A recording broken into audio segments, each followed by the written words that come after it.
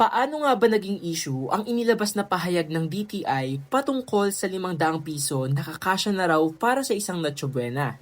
Ang sagot ay simple lang, dahil hindi lang ito tungkol sa isang handa. Ito ay may malalim na epekto sa ating pananaw, halaga at kinabukasan. Sa mismong palengke pa lang, makikita mo na ang sagot. Oo, may mabubuo ka pa ring handa sa 500, pero hindi na kagaya ng dati. Ganito gumagana ang inflation. Hindi tumataas ang halaga ng pera mo, pero tumataas ang halaga ng lahat ng kailangan mo. At ang Noche Buena Basket ay isang malinaw na indicator ng humihinang purchasing power.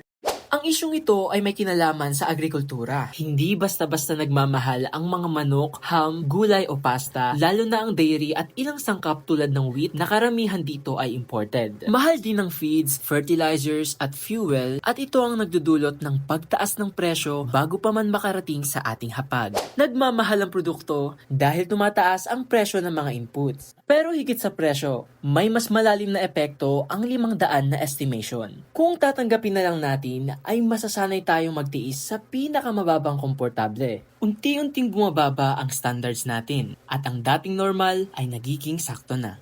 Hindi 500 piso ang tunay na problema. Ang hamon ay kung paano maayos ng gobyerno at ng sistema ang produksyon ng pagkain para abot kaya ito ng lahat. Kapag maayos ang pamahala, hindi na issue ang 500. Ang mahalaga, gumagana ang buong sistema para sa tao at agrikultura. Kung may natutuhan ka, ay ibahagi mo rin ito sa iyong mga kaibigan.